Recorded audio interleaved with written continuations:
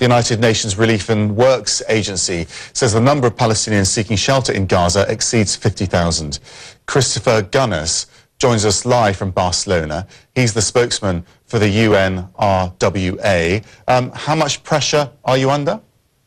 Enormous pressure. We have over 60,000, I can update you on that figure, who've taken sanctuary, displaced from the fighting in 49 UNRWA shelters. We are bringing emergency relief, food, water and sanitation. We're under huge pressure. We're also under huge financial pressure, which is why we have launched a $60 million appeal, a month of emergency operations once the guns fall silent, and then 3 to 6 months of recovery. That means shelter repair, that means psychosocial counselling for thousands of deeply traumatized people, so particularly children. So if people want to give, they can do so through unrwa.org, UNRWA.org, or through my Twitter handle if you have any inquiries, at Chris Gunness. We hope that donor governments in particular will come forward, because unless we get the first tranche of that $60 million, our emergency relief will have to be curtailed. We'd budgeted for 35,000.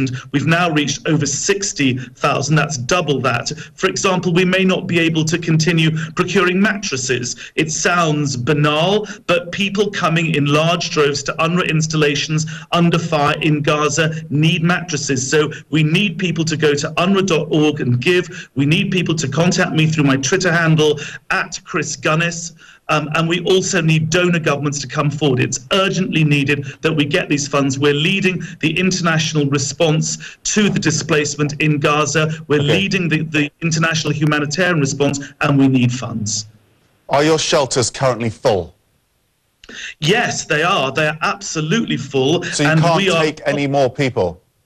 Well, we have more shelters. I mean, you have to understand that UNRWA is the largest and oldest UN organization in Gaza, and we run over 200 schools. Admittedly, many of those are on what we call double shifts, but in terms of actual school buildings, we have around 100, and I suppose we have the capacity to open them. What we need, though, is the funds. You cannot simply throw your facilities open and tell people to come. We need to be able to run them in an orderly fashion. These are schools that are built for 1,000 or so pupils during the day. They're being transformed into 24/7 shelters for desperate people. So there are sanitation problems that loom, and there are all sorts of other problems associated with this kind of emergency. So we need governments to come forward and individuals to come forward. As I said, they can donate through unrwa.org, UNRWA.org.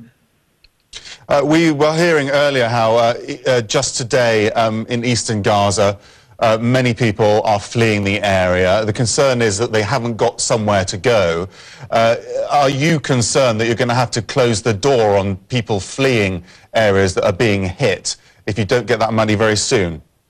UNRWA has always stood by its beneficiaries, the desperate, the needy, the sick, the elderly, the dying, and we are committed to doing exactly that. No, we have absolutely no intention of turning people away. There is a humanitarian imperative, a humanitarian obligation. We will absolutely stand by that, but we need the help of the international community in order to fulfill these enormous burdens that are now falling upon us. Okay, Christopher Gunness, thank you very much indeed for joining us. Thank you.